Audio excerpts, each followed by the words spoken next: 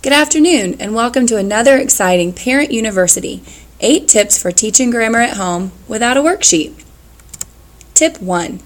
Teach grammar when your child is writing. Grammar instruction is most useful during the editing phase of the writing process. During the editing phase, your child is going back and making sure that they're checking their punctuation, making sure words are spelled correctly, and that words make sense in the sentence. Grab a journal and have your child write at home. Just like in the picture below, you'll see the parent created resources for their child to use, like a handwriting sheet, and they even gave them tips on how to be a great writer. Have your child write every day at home. Focus on the corrections that will help them improve their work. Tip 2. Terminology is useful for describing and explaining sentences, not for reading and writing them. Don't stress yourself out by worrying if they can label an adjective or an adverb. Concern yourself with making sure they can use them successfully in their writing. Words like noun, verb, and adjective will follow eventually, but as long as they're using them correctly, that's what you want to make sure they're doing. Guide your child through activities in sentence expanding. Research shows that these activities are more effective than free writing. So if you give them a sentence like a model sentence from a book, and then have them add words to make the sentence different. For instance, this sentence is from the book Skinny Bones. I jumped out of bed and ran over to the goldfish bowl. Students can expand the sentence by adding adjectives and adverbs. I quickly jumped out of the bed and clumsily ran over to the overflowing fish bowl. Notice that this student added the word quickly, clumsily, and overflowing. They expanded the sentence to make it bigger, and they added more details. Give your child opportunities to write for real purposes and real audiences. Allow time for your child to write letters to their friends and family members. Make sure you have them delivered so they can get a response. This is a great way of starting a chain of letters to and from different family members or to and from their friends, and that way they can practice their writing in real time. Have them write emails to international pen pals. They can even write book reviews for Amazon.com, and they can also post them on the website. You can help them create an online blog. Students can blog about anything. They can blog about their interests. They can blog about their day. They can write letters to local companies, maybe persuading them to change things or telling them what they like about a toy and what they could do to make it better. They can even create different stories for younger readers. So if they have a younger sibling, you could have your older sibling, write a story for the younger reader and have them read it back to them. That's a great way of both of them to use real purposes and real audiences, not only for writing, but also for reading as well. Read aloud to your child and provide opportunities for them to read. This is so important. When you read aloud to them, give them an access to a variety of literature. Not just storybooks and chapter books, but also let them read newspapers, poems, textbooks, plays, informational texts, joke books, and comic strips. These things help them become accustomed to the way different books are written, and they can also work on their fluency and the tone of their voice when they're writing. Try to choose some selections that are more advanced. So for instance, if your child is reading books on their level, that's something that they can read with you and to you. But if you're reading a book that is higher level and you read it out loud to them, that is a great way to go back and review different vocabulary words that maybe they wouldn't have a chance to see in a book that's on their level. And also, research has shown that reading helps students, especially English language learners, acquire grammatical structure.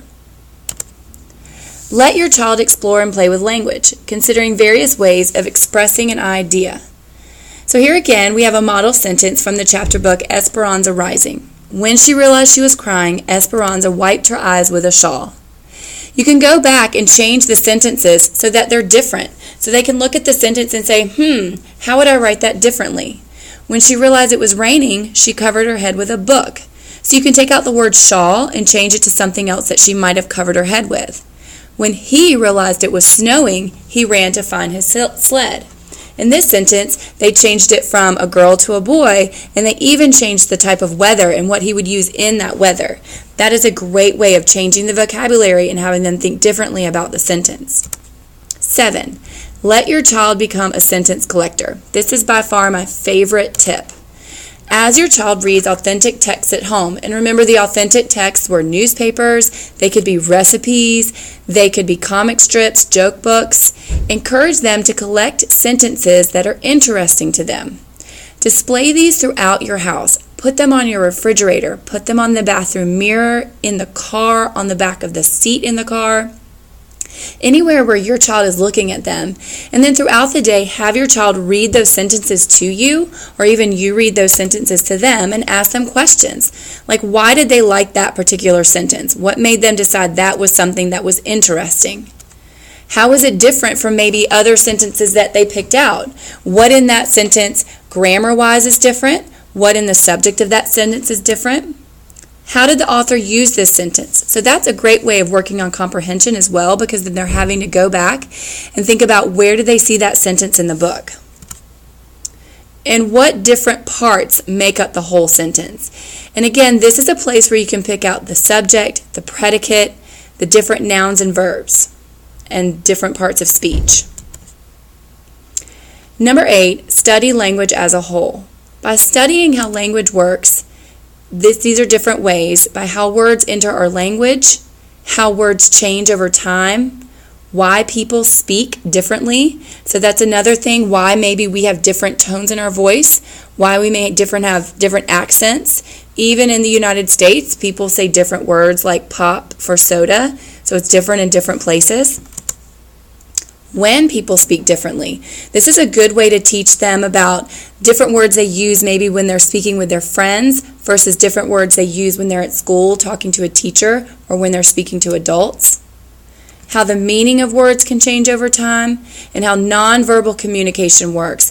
So it's a great way to look at when they're looking at people's faces, how they can tell the tone of their voice when they're speaking. They can look at their face to tell what they mean, if they're mad, if they're sad, if they're happy. So by studying how language works, students can learn more about how people think and how we communicate, helping them be more conscious of their own language decisions and hopefully making them passionate about language. So remember, go back and think about how could you use these ideas to help your child with grammar at home by not using a worksheet. Sometimes that's more fun than just getting sent home a worksheet, and you can add to their homework every day. So use it during journal time. Look at their grammar during journaling time when they're journaling at home, which is something independent of what they're doing at school. Have them write and read sentences to you, but they don't have to worry about naming the different parts of speech. Let them expand sentences, and remember my favorite, pick out their different sentences that they like and stick them all over the house, all over the bathroom mirror, all over the car seat, anywhere you can think of, and then ask them questions about those sentences.